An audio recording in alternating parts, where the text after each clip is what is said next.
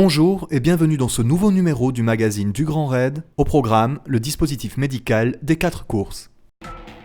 4 courses cette année et plus de 6000 coureurs sur les sentiers. Pour que le Grand Raid reste une belle fête pour tous, il faut que les organisateurs veillent à ce que les coureurs soient le plus possible en sécurité. C'est tout l'enjeu du dispositif médical déployé pendant les 4 jours de course. On met sur ces événements un dispositif relativement important pour pouvoir intervenir dans les meilleures conditions le plus rapidement possible.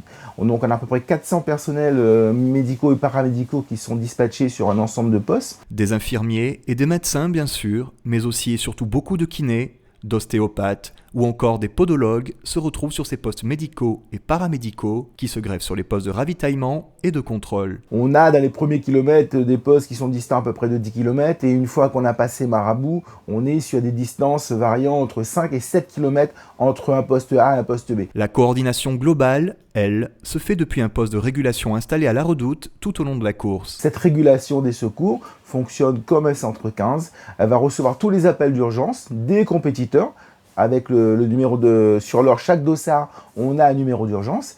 Elle va aussi, recevoir les appels des chefs de poste. Ces appels concernent tous les petits accidents qui peuvent survenir sur les sentiers pendant la course. On aura la petite entorse, on aura la petite foulure, on aura la crampe qui arrive, on aura la tendinite. Ça, c'est le lot récurrent sur les postes qui va être traité. On a les ampoules, donc avec les podos. Donc on a toute la petite bobologie qui va être traitée sur les postes. Malheureusement, on a déploré quelques accidents, je dirais, mais ces accidents sont principalement dus à une mauvaise hydratation, une mauvaise alimentation du compétiteur qui se surestime des fois, qui ne sait pas s'arrêter ou qui ne veut pas s'arrêter parce que pour lui, son challenge, c'est d'arriver au bout. Quand cet accident survient, cela peut être n'importe où sur le parcours et le coureur peut parfois être seul, en pleine nature. C'est pourquoi il est demandé à chacun, pendant toute la course, de disposer d'un minimum de matériel obligatoire sur soi. Le règlement impose du matériel obligatoire, c'est-à-dire on prend la lampe frontale, la couverture de survie, les bornes de type élasto. Donc un certain nombre de matériel. C'est vrai que ça représente un poids. C'est pas pour embêter le coureur, c'est vraiment pour qu'il puisse dans un premier temps. Imaginons qu'il fasse une hypothermie, il est dans le sentier, il utilisera sa couverture de survie déjà. Son sifflet va lui permettre de se faire entendre des autres compétiteurs qui passeront dans le sentier, donc c'est important. Pour éviter l'accident, le meilleur moyen reste encore d'être prudent, de s'écouter, ce qui est parfois difficile quand la fatigue s'accumule et que la vigilance baisse. Il faut que chaque compétiteur prenne conscience que s'il ne se sent pas bien, si ça ne va pas, s'il a un doute, il faut demander, il faut s'arrêter. Ces bénévoles qui sont positionnés sur ces postes ne sont pas là pour arrêter le compétiteur, pour lui interdire de courir, mais elles sont là pour intervenir, pour lui apporter les soins nécessaires, les meilleurs conseils pour qu'il puisse continuer.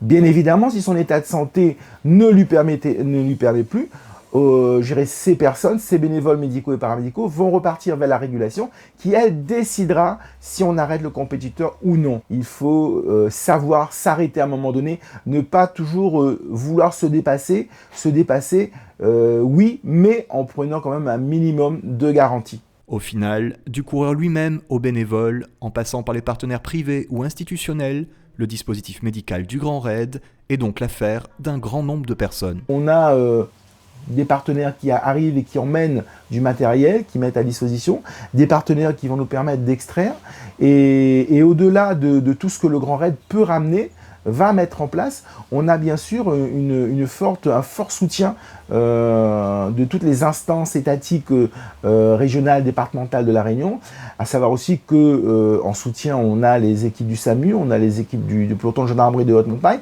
on a les gendarmes de La Réunion, les policiers, la police municipale, on a vraiment toute La Réunion qui va vivre au son du Grand Raid et qui va permettre, heureusement, je dirais, parce que sans eux, on ne pourrait rien faire, donc qui va permettre à ces 4 courses de pouvoir se dérouler dans les meilleures conditions et permettre à toutes ces fous et folles, je dirais, de pouvoir arriver jusqu'au bout dans de bonnes conditions, dans les meilleures conditions en tous les cas. Suivez aussi toutes les informations sur la page Facebook Grand Raid Réunion officielle.